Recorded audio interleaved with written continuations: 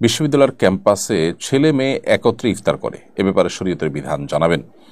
বিশ্ববিদ্যালয়ের ক্যাম্পাসে হোক কিংবা কোনো ক্যান্টিনে হোক বা অন্য কোনো সাধারণ জায়গায় হোক, ছেলে এবং মেয়ে, নারী এবং পুরুষ একত্রে বসে যদি ইফতার করেন, তারা যদি গায়রে মাহরাম হয়ে থাকেন, তাহলে সেটি একটি নাজায়েজ এবং গুনাহের কাজ।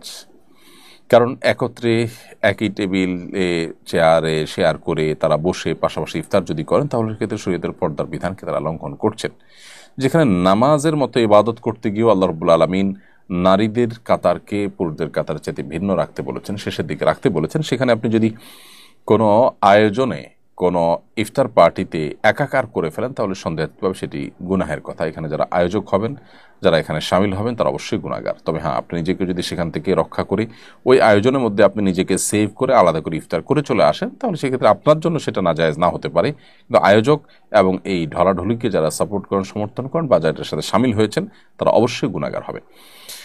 কেন শরিয়াত পর্দার এই বিধানের কথা বলে, কেন আল্লাহ রাব্বুল আলামিন এই নির্দেশ দিয়েছেন আমাদেরকে, সেটা আমরা হাড়ে হাড়ে টের পাচ্ছি আমাদের সমাজে নানা অস্থিরতার যে সংবাদ আছে সেগুলোর মধ্য দিয়ে। বিধায় এই সমস্ত ক্ষেত্রে আমাদের সতর্ক থাকতে হবে এবং কোনোভাবেই তথাকথিত আধুনিকতার নামে, তথাকথিত মুক্তমনা হওয়ার নামে আমরা আল্লাহর সীমানা ছাড়ানোর যে আপনার দুঃসাহস, সেটা আমরা করতে যাব না। আল্লাহ আমাদেরকে তৌফিক দান করুন এবং বিশ্ববিদ্যালয় ক্যাম্পাস সহ অন্য যে কোনো জায়গায় যদি কোনো ইফতার আয়োজনে নারী পুরুষ একসাথে থাকেই, তাহলে নারীদের জন্য আলাদা আয়োজন থাকবে, পুরুষদের জন্য আলাদা আয়োজন থাকবে।